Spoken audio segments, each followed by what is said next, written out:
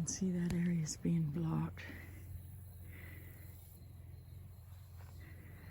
I'm not going to go there today, but on the other side of that pond, through there where it gets light gray, I see more new pull downs. I see a giant one up here.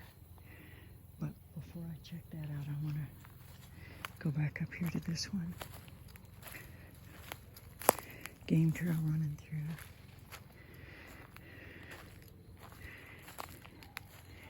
You're looking for little tangled areas, and you want to check and see. Excuse me, if those branches been placed or woven, pulled down, and manipulated to create blinds.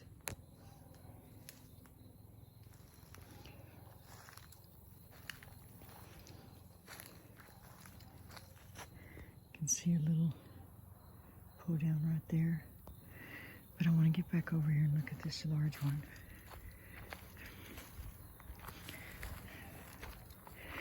Pull downs can be any size from an inch. There's another little bow. Call those bows. Sometimes the end will be stuck into the ground. There's a whole little series of bows right here. In this one little section. They might be stuck into the ground.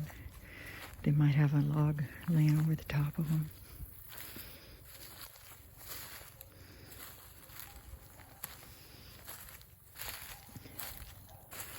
This has been here a while, but I wanted you to see it.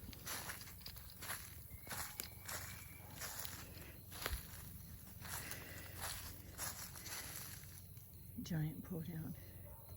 They can be huge as trees, a couple to several feet around.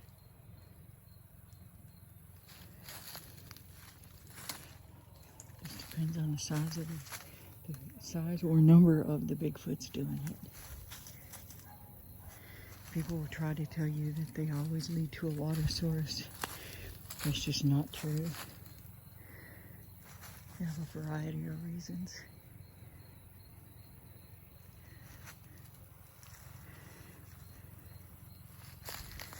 You can see they're building a little barrier right there.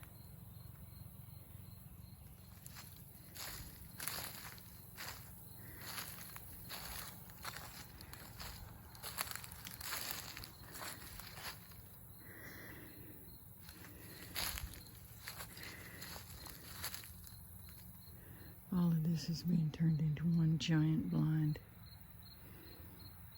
You can see that's far more than one tree.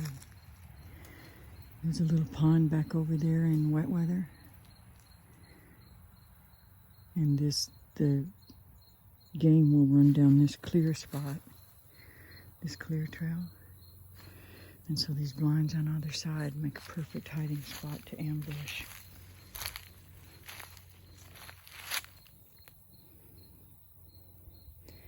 You can see they're building a wall there. This is our property, and we did not put that bucket there, by the way. So anything you have missing, you may end up finding it as part of a predator Bigfoot blind.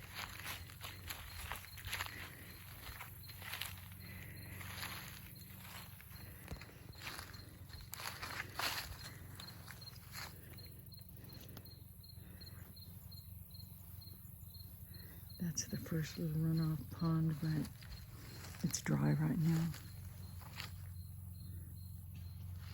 But there's always stuff going on around there. I'm just not going back in there right now with these old tennis shoes on. I can't bring myself to part with them. I love them. So you can see that blind. There's a trail running to the left. There's a trail running to the right, and they're sitting right there at the V.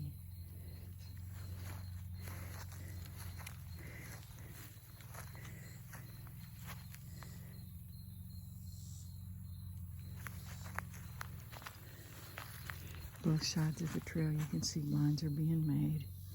You're looking for angles that are not straight up and down, Most of the forest is going to grow vertical. Another thing you can do is get down very low, and you'll see a lot of stuff you wouldn't notice otherwise. Used to, before so many of the turtles disappeared, we would go up there and just find so many shells. You can see a big blind being constructed over here. See the structure? So it is not weather damage. Got some matting here.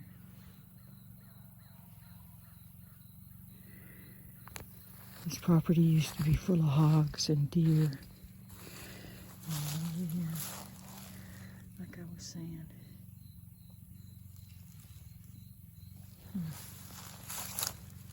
More bones. So they sat here and ate this.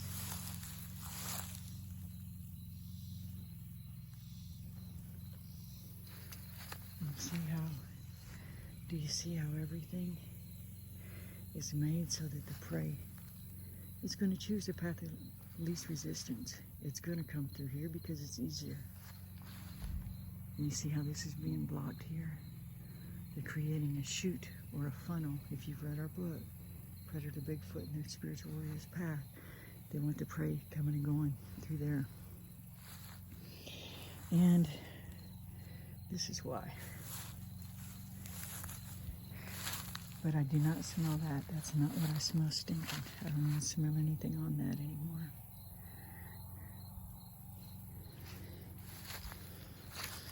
Matter of fact, I don't smell that stink. It was up closer to the road. I don't smell it anymore.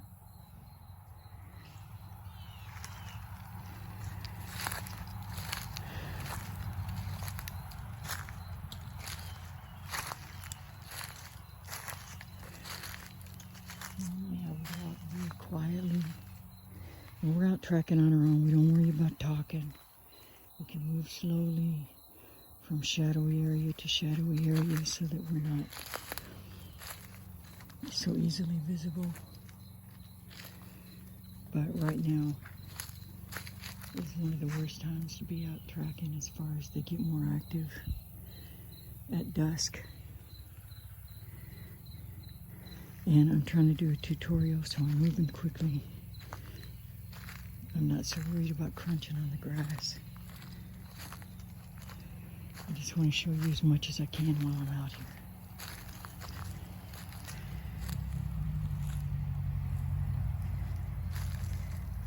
You know, all those trees didn't just happen to fall in the same direction like that. We're looking for strategic placement. We'll just keep repeating this. Strategic placement. And for here, is to be able to watch that game trail and animals that come to that pond in wet weather. And you can catch a little bit up that way, and that is our property.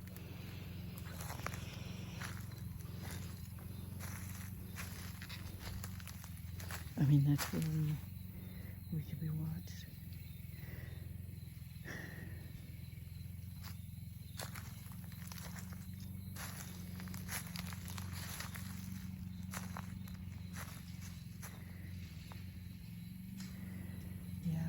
Very few deer here now. We've had one doe and one fawn.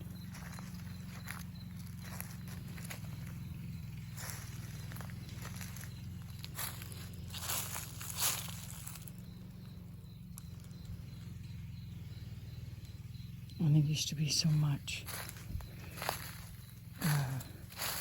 Seeing one squirrel. You know, they'll just leave one or two of each kind, hoping you don't notice that all your wildlife is gone.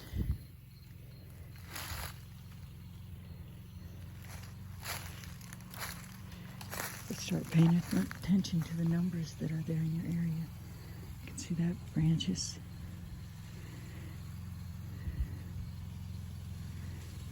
Pull I may have already covered some of these in the earlier videos, but from the other side.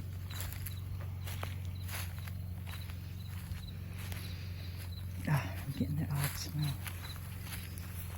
Ugh. So, more pull downs.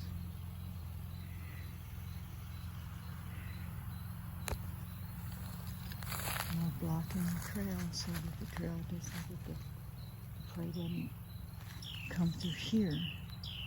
See the bows?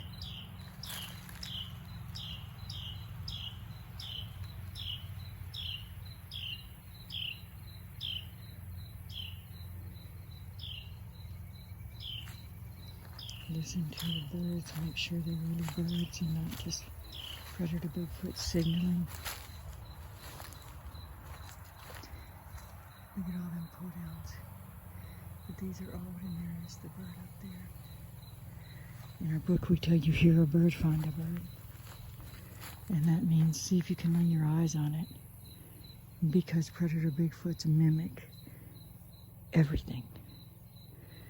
You take a beatboxer and a ventriloquist and and give them a double set of lungs. The size of an elephant and capacity of an elephant. And you've got a predator Bigfoot's vocal capabilities. But they're mimicking. They're not speaking a language when you hear them. And it sounds like gibberish. Because it's gibberish. More blinds. Look at all the pullovers. Bowing. Pullovers, pull downs. One big barricade here.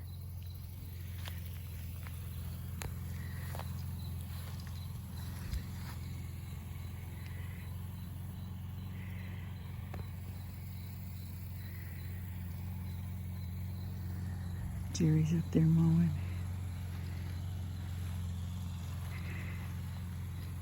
He's supposed to be resting his leg, but he's excited for the trackers to come in. And so he said I could come out here and track while he's up there mowing. That it would be a good time. And that way we can kind of keep an eye on each other for him too.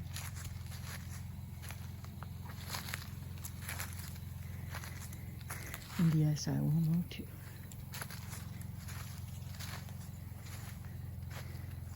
So a lot of these blinds and structures and pull downs started coming in when he put up that yellow stickball pole. There's that smell again.